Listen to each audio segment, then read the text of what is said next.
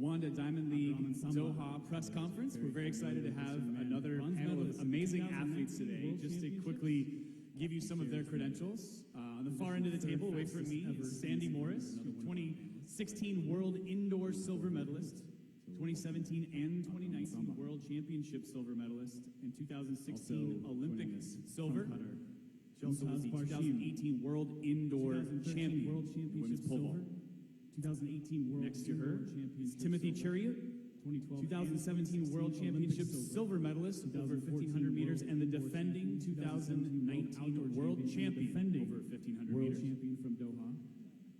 And then next to me is Shelly-Ann Fraser-Pryce, second best high jumper of all time. This will take a minute. PB of 2 meters. 2016 Olympic bronze medalist at 100 meters. Joining me, Rye Benjamin. 2012 Olympic silver medalist at 200 meters. World Championship. 2009, 2013, 2015, and 2019 World Champions at 100 meters. She also doubled at 100, 200 in 2013 as champion. Twice the Olympic champion over 100 meters in 2008 and 2012. She's the fourth fastest performer of all time in the women's 100 at 10:70. Is that long enough? So just to get things going, just so the athletes know what we're doing here, I have a number of questions for you. We're also going to be receiving some questions virtually from media members. So welcome media who are here inside the bubble and those media who are contributing members outside. We'll have some questions coming in. But to start with, Shelly-Ann, you've been at the top of this game for a very long time now. How has your perspective and or experience in the sport changed over time? So Samba, you were 7th in World Championships in London. You improved to just lean into it. Okay. What are your chances to improve again in Tokyo? Definitely changed. When I just started, I was 21, unsure of what I really wanted to do, and just going with the flow and enjoying what I was doing. You know, now being 34, I'm intentional about what I want to do and my goals. And one of those intent is definitely to run below 10.70. That has been a passion of mine. So I'm definitely committed towards that, and hopefully I can put some solid races together this season and get that done. And how has motherhood changed or enhanced what you're doing and the experience and the expectations you have for yourself? I think motherhood has definitely enhanced, everything about who I am, and it definitely requires a lot more sacrifice and commitment, which at the end of the day, it's almost as if, I put things in perspective. My son is my priority, track and field is also a priority, and trying to combine both. Right, your best competition oftentimes is coming from outside of the United States, even though there is an incredibly deep field of 400 meter hurdlers in the United States, with the likes of Samba and Warhol. Going to practice and enjoying practice and looking What forward does to it doing mean more. to you to be able to mix And it then up I have this with athletes person here in Diamond who League I'm competitions trying to to help motivate as the well, understand that competition around he's not limited by where he's from or how his height or who he is, but there's so much more he can accomplish, and I hope that I will leave a legacy for him to look back and understand that his mother was able to do what she did, defining her moment, notwithstanding where she grew up or what persons, thought or expected of her. It's amazing. Timothy, you are the defending world champion from right here in Doha. What does it mean to be back here competing in 2021? To be back here is very important to me. I'm happy to be back. In the introduction, I just rattled off a lot of credentials. You've earned medals across the board at every championship you've been in. So I'm happy to be back again. What is it that continues to drive you? And on that note, as the defending world champion, there are clearly other phenomenal 1,500 meter runners globally. How do you expect the 2021 season to shape up, and are you ready to take the top spot as a gold medalist in Tokyo? 1,500 meters is very competitive worldwide. I have my compatriot all over the world. So I need to work hard to focus on Olympic 2020 because now I'm in good form. Yeah. Do you think we will see you in both the 800 and the 1500 in Tokyo? Not really. I'm focusing on 1500 meters only. How did you approach 2020, and how was that in the maturity of your career, thinking about waiting another year for an Olympics? So Sandy, over 2020, you had to find some unique ways of training. A lot of facilities were not available, and you sort of famously with your dad built a world-class runway in your backyard. Have you changed your methods? Are you sticking to the backyard training philosophy now that things are starting to open up? I am very fortunate to have a family who is extremely supportive, and as he said, my dad helped me. Well, I helped my dad build a pole vault pit in their backyard in South Carolina, and I went and lived with my parents for basically all of last summer to be able to train when everything really hit last year. But fortunately now I do have access to my normal facilities in Arkansas, but that pit in my parents' yard still serves as a place we're going to hold at least one meet on it this coming season. We're busy choosing a date on that one. But it's also served the community in my parents' neighborhood. My dad, first of all, he coaches at Clemson University, and so his vaulters can come and work with him in the backyard, and that's a lot of fun to jump on Sandy Morris's pit. So that's really cool. And then he coaches some young kids in the neighborhood. So I think that pit will serve for not just for me as a place to go train with the family, but for the pole vault community and growing the sport in general for years to come. So I'm so grateful for my dad. And on that note, 2020 seemed like an opportunity for a lot of athletes to rest, to get rid of some lingering injuries and whatnot. How has that affected you, and what has come out of that for you now that we're in full swing of competition in 2021? Yeah, I think last year affected a lot of athletes in a lot of different ways. For me personally, it did allow me to have more time to rest and be at home and train with my coach, get more technical work, because you're not so worried about having to be ready to jump high, because when you're working on technique, sometimes you have to go down before you go back up. So I feel like I made a lot of good technical changes over the last year, which really is going to set me up for this year. And I think I speak for a lot of athletes in that sense. And I know that all of us, I think there was a lot of self-reflection that happened over the last year, not getting to travel, not having meet opportunities. And I think now we as a whole will appreciate every meet even more. And it really has been a moment of self-reflection for me, where I'm like, I'm going to go out there and treat every meet as if it's the last competition of my life, because you never know when that might be the case. So I'm excited to be here and to get this season kicked off. So you have competed a couple of times thus far outdoors. You've cleared 480. Yes. How does that track along with your expectations for this year en route to the Olympic trials in the United States as well as the Olympics? Yeah, I'm pretty satisfied with how I've kicked off my season. The biggest battle for me has been getting used to this longer series of poles, and this has been a topic of conversation for probably I started experimenting with them 3 seasons ago, so I feel like that's all sorted out now, and I'm consistently jumping 70 and 80 on a daily basis at meets that I go to, and I'm just antsy to get back up there in the 90s and higher. So that's kind of where my sights are set for this competition. But as for the year as a whole, I feel confident. I feel like as long as I can stay consistent, the path forward will be similar to what it's been in the past. We're excited to see. So Timothy, after winning the World Championship in 2019, your Olympic dreams in 2020 had to be put on hold, just like everybody else's. How did you manage that time frame, and where are you mentally now in preparation for 2021 Tokyo? After finishing World Championship here in 2019, I was proud, and I was focusing on Olympic 2020.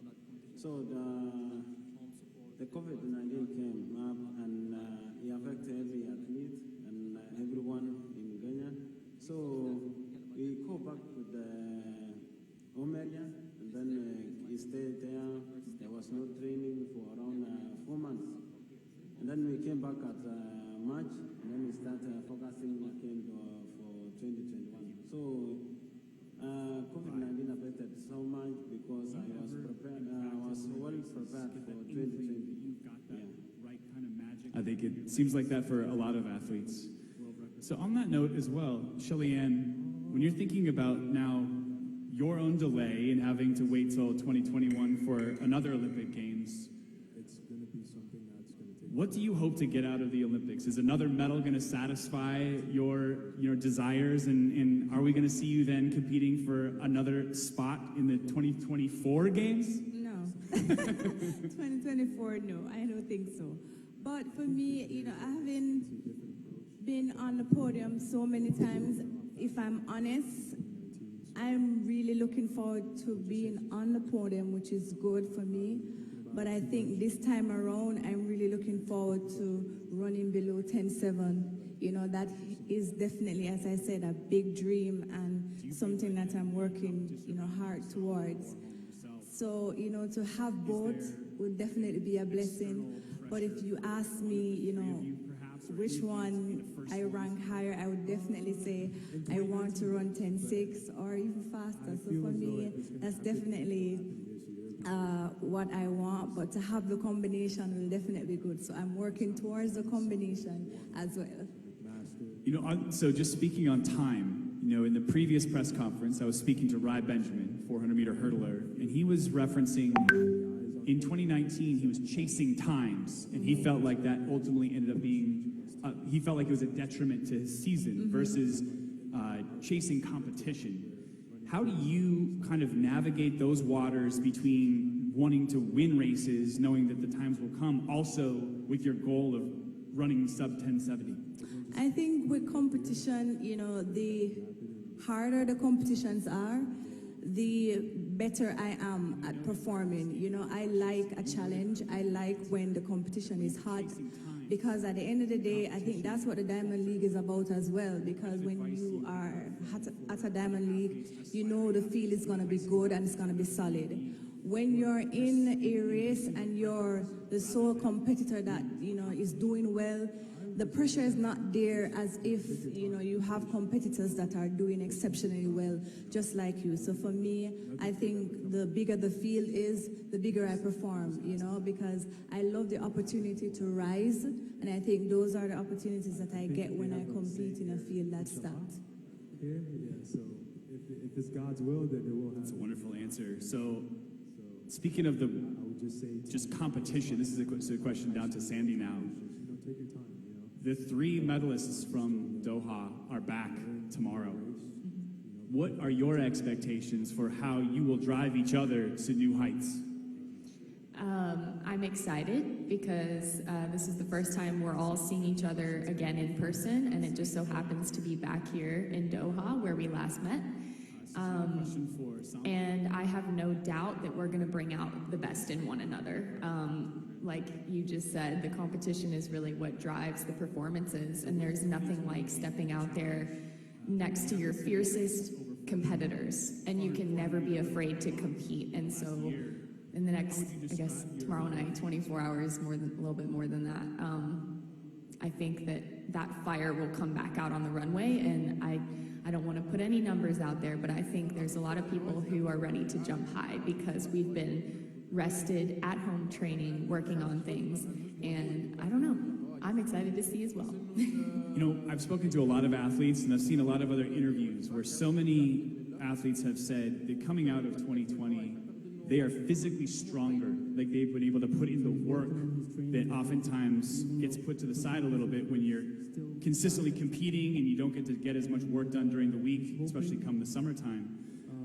How does that resonate with you? Is that something that you've experienced, and how have your gym sessions been going? Yeah, I would say the biggest difference for me is the weightlifting, especially being able to stay consistent, and I feel stronger than I've ever been before. Like my weight room numbers are up, and I know that's because I've been at home hitting cycles consistently, and because traveling really does kind of throw you off in that sense, and then not having to change your diet frequently when you're on the road, and trying to eat healthy and just stay in a rhythm. So I think we will see the results of that in all of the events across the board, just athletes who are stronger, healthier, not injured, and ready to compete more than ever. And not to get ahead of ourselves here, but when reading through your credentials, there's a lot of silvers. How much? And that is not a diminishing comment. That is an amazing accomplishment. But I know as an athlete, your pursuit is for perfection, and it is for championships. How is that pursuit affecting 2021 in your pursuit for an Olympic championship? Yeah. So, the only gold I have under my belt is 2018 World Indoor. And I think back to that competition, and that day, I was just trying to jump as high as I physically could. And I think you were saying it can be detrimental to athletes to really focus on a number so much, and I'm kind of doing that, like not focusing so much. I'm like, oh my gosh, I want the gold. Of course I do. If I just go out there and focus on jumping as high as Sandy Morris can and pole vaulting as well as Sandy Morris can, if I execute that, winning gold is very likely. And so that's where my sight is set. And just focus on the pole vaulting, focus on execution. And I'd love to get Timothy's perspective on this as well. When you think about the competition out there, Jakob Ingebrigtsen and some others that could really pose a challenge to you in 2021, is your focus on time in 2021, or is it solely on the Olympic gold? I know 1500 is very competitive. Returning home, where it all started, like you said earlier. My focus this year is to answer your first question about the world record, was this going to be the year or not? First is to be honest, Kenya I don't know, but I hope so. But again, it's very important to have major championships. So Tokyo definitely is going to be still the target. And the only thing I know from all these years, like, you cannot set a time on the world record. You just got to do Shelly-Ann, best always. are we going to see a 100, 200 attempt at the Olympics this year, or just sticking to one event? Listen, the 100, 200 of it is hard. It's very hard. It's a lot of mental toughness, and, coming back. I remember in 2013 when I did it. Well, I did it in 2012, and I got the gold and the silver. And then I did it in 2013, and I got the both golds, and it was hard. If I attempt it this year, it's still on the table. 2019, I wanted to do the double. I felt I was in shape to do the double, but my coach at the time decided against it. And when I saw that 2020 happen, I was like, oh, I should have, seized the opportunity when you had it. So for me, I definitely think it's on the cards to do. So we'll just see how the season progresses. And my national, championship is at the end of June, and if you know my national championship, it's always very tough. Give us a so taste I'm of looking forward Benjamin. to What is it about you as a person that we don't know, that we should know about you, or that other persons we look forward to watching that outside of the. So this is also another question for you. I asked this of some of the previous panelists, and we're oftentimes so focused on athletic achievements and results. What is something about you that you wish people knew more about, or something that you pursue as a passion or a hobby that is something different than athletics? Okay, something different from athletics. I'm passionate about community, because when I was growing up, I didn't have a lot of role models. I didn't have a lot of persons that I deemed as, okay, they made it from my circumstances, they were able to elevate themselves. So I'm passionate about going into my community and providing hope and inspiration to the young girls and young boys in my community. Because when persons look like you and they do things, great, then you're able to look on and Especially say, now I that it's can an do it Olympic as year, well. I try to So for keep me, my that's a activities big, to a big minimum passion. I spend a lot of time in my more focused community, on practice. doing one-on-ones, being at my practice is center. pretty So long. those Like, things I would are get up at very 8:30 important and to get home till 4 sustaining sometimes, so legacies it's that kind of we a long build day in our training-wise for community us, and in our this country. point So of the for year. me, And, that's the one thing I am passionate about. And I feel everybody like a knows lot I'm of people passionate open about up my after hair. these I love days. changing my hair. I get bored easy with my hair. Today it's bald.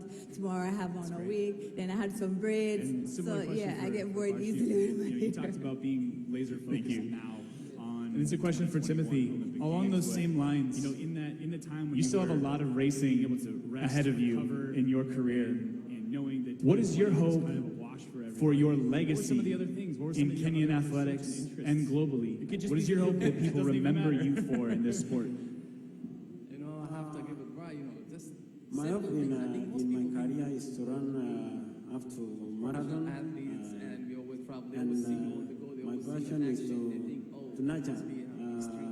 Well, for me, it's the opposite. young I just athletes like in lazy being home, my doing community. nothing, watching So, cartoons, spending time so, with my friends so and that family. I don't like to go out people a lot. in home So, can and I like to remember enjoy me. sport. And That's basically I friends, hope family, and sport. again I will open Traveling when I can. clubs so that young athlete can train. Very chill, very nothing excited at all. It's such an interesting perspective that a lot of athletes have. And Sandy, you noted this as well about even the runway in your parents' backyard, using that as a platform for instilling hope and providing opportunities for other What is it, people, whether something they're about collegiate yourself athletes that maybe or younger. we should know? That's Sandy, outside of the you've realm been very of track and prolific field or in the athletics. sport of pole vaulting for what seems like a long time now, but it's such a short window of opportunity for athletes in reality. Yeah. When you look at your career thus far, how do you evaluate it? What do you feel about it, and what do you have yet to accomplish that you're really aspiring to now? Good question. So time goes so fast. I think back, 2015, I graduated college and signed with Nike right out of college, and then it just doesn't feel like it's been that many years of my career, but now I'm a veteran, and I'll be 29 years old this summer, and I look back on the last few years and I think how fast they went, and then that makes me realize how fast this next chunk of my career is going to go. And you never know how long your career is going to be. My goal is to make it to at least 2 more Olympics. And, the body kind of determines if that's possible over the years. And I am very proud of what I've accomplished. I haven't won that outdoor gold in Worlds or Olympics like I really, really, really want. And so I think that's the obvious answer is I want that gold medal. And then I believe I physically have the ability to break the world record. I have believed this about myself. Honestly, I think the realization came in 2016 for me that I have the speed and the physicality to do it, and I just have to fix my technique. And that's a lot easier said than done because I've been trying to do it for 6 years. But I believe I can. And now, the window is getting smaller and smaller, and I want to take advantage of that. So it's kind of lit a fire under me. I have a fire in my heart that probably burns harder than it has in my entire career because I realize I don't know how many years I got left, so I'm going to really go after this. So I'm excited, and I'm also excited for a lot of my competitors, specifically Katie Najat. She's an American also who will be here, and she's been jumping so well. And I know that her and I are going to continue to push each other over the years to come, and I'm excited. Pole vault seems to be a very, collegial type of environment that you guys, when competing, men and women both are. I know what cheering for each other. Because in moments when you bow out of a competition at a certain height, you're going to still cheer on the next person. Why do you think it's like that specifically in pole vault? 2019, Samba he wasn't healthy. I wasn't healthy. It's a tough question to answer. It's just this culture that kind of comes with our event, and I think it continues to move in that direction over the years that have gone by. There's somewhat of a not someone, there is a pole vault community. every time And so I think all of us have kind of come to this non-verbal agreement that like we want I to think we've run really well. be an inspiration to the sport just as much as we want to succeed as individuals. And so it can be a fine balance between you're competing against these people, it's a tough competition, but you also do support one another. And I think that part of it is because in the pole vault, you have a lot of elements against you, including gravity, so you might as well just help each other out. And we need to help each other out on the circuit a lot when it comes to pole transportation and things like that. You need your competitors. You know, if your poles get stuck in an airport, you got to be willing to go help each other out. You need each other, so that's part of it too. Love it. Great answer. So finally, from me anyway, there might be some more questions from out here, but I was very surprised. what would a performance tomorrow be like that would leave you happy and satisfied about your experience I was in really Doha? expecting to open that fast. Coach wasn't expecting me to open that Doha fast. has been very good to me. I've always enjoyed we jumping really took here. the time It's to always focus on warm, that which is a huge factor in technical performances. race management. Of course, I want to go out and win. Of course, I want to go jump high, and so that's what I'm going to focus on is jumping high. I feel like I'm really ready to put some big jumps together, and just soak up the moment. You know, we're back out here. The Diamond League's rolling. We're back to competing, really good right and now. I'm not stuck in the backyard anymore. So I'm just going to appreciate every trip down the runway. Excellent. And Timothy, same question for you. What would a performance be like tomorrow that would leave you happy or satisfied? Lifetime. Do you feel like there's a finite number of jumps in your legs, or do you feel like you can just keep going as long as you stay healthy? Okay. And Shelly-Ann? Yeah, I mean, Doha has definitely been the place for me, so I'm looking forward to dipping below 11. So, you know, for me, I'm excited about that. And it's hot, so it's good. I'm glad it's all of you up here rather than a bunch of 10,000 meter runners. I don't think they'd have the same perspective on the heat. We talked last week. And Oh, it doesn't like the heat. Okay. Are there any other questions from the media? Yes, sir. Sunday, that was my first Diamond League. you That are was 2021. silver in Rio, silver in London, and silver again in My Doha. coach said that The silver you had if you want to in be here for so long, if you want to exciting jump at a high career, level for 10 years, which one did you you need to do feel something. That's exactly what we did, you know. bad about the most? That you left the whole thing and felt that that goal should have been mine. You can always work. You For can work with that, but bad about the most, that you felt, oh, that goal should have been mine. Of all the silver you had, which one did you left the whole thing feeling as if that goal should have been mine? I mean, if Yeah. I pushed other, that goal should have been mine. stay healthy.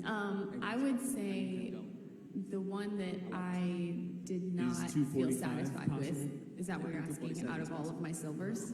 Yeah, definitely London 2017. 17 was a difficult year When you for think me. about your career, I like you felt said, like this I was is kind of at your 10th a year on the stagnant Diamond place. League I wasn't circuit. improving, and asked this I question felt of Samba, fortunate but what- to get silver do you feel like with your what I jumped at the legacy World is Championships. in your sport in And which I your think country- back to that year, or globally? and it really does bring a lot of perspective to think, wow, I was disappointed with That's why if I have a target, a silver medal, and that is perspective to know that like I feel blessed to be in that position. So I would say 17 was a tough year, and that's why I turned around in 2018 and was more motivated than ever, and did so well that year at the World Indoor Championships. Unfortunately, it was an indoor, not an outdoor. So hoping to make up for that this year. Timothy, last year you decided to run 800 meters in Doha, same passion, the same and that outing didn't turn out well as you would have expected.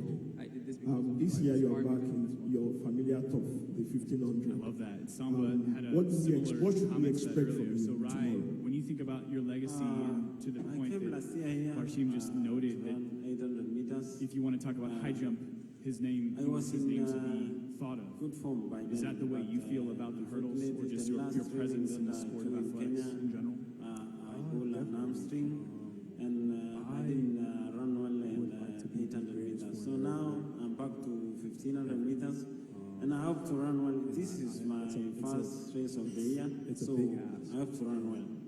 It's not a slow event. Shelly, And I think to do that, welcome back to Doha. it's going to take a lot. You'll be over the next competing against couple two No, I'm just getting started. I'm still young. I Competitors don't tomorrow have who have all the so far accolades like run Rashid low and level stuff like that. this But year. it'll come in time. But I definitely want to be remembered. Do you see them? Do you see them as a major Not just in threat? my event, but in other events too as well. Too.